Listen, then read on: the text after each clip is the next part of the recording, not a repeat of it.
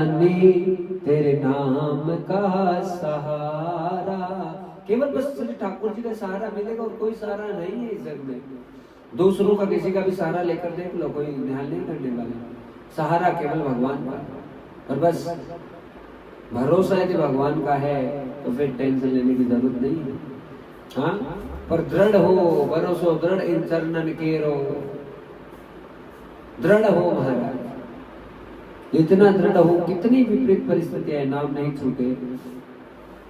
मनोरमा माँ भवानी का स्मरण कर रही है अंदर से कि भवानी मैंने तुम्हारी जैसी छोटी मोटी पूजा हुई वो की है, पर अब तुम मुझको रास्ता दिखाएगी, क्योंकि रास्ते में डाकू आ गए और जितना धन था वो भी छीन लिया।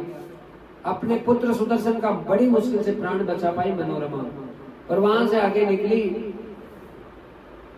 पता चल गया था युद्धाजीत को कि अपने खुद के गांव में जाएगी, तो वहां पे भी घेर लिया युद्धाजीत ने, वहां नहीं जाने दिया उसको। और आज मनोरमा परेशान होकर किसी ऋषि संत महात्मा का सानिध्य ग्रहण कर रही है। आप भी ध्यान से सुन लीजिए, किसी संत का सानिध्य तुमने ग्रहण कर लिया, जीवन में निश्चिंत हो जाओ, अब तुमको टेंशन करने की आवश्यकता नहीं है। यदि तुमने किसी महात्मा को अपने अंतरात्मा से, और देखो महात्मा को अंतरात्मा से स्वीकार करना बहुत दुर्लभ है भक्तजनों,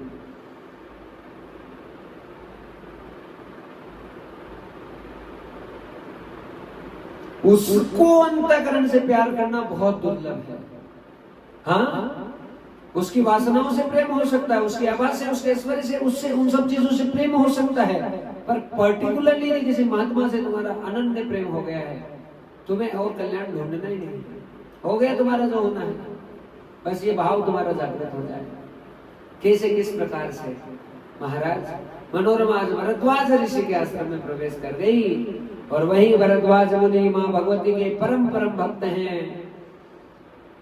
भरद्वाज मुनि के संपूर्ण आश्रम को युद्धाजीत के द्वारा आकर घेर लिया गया है।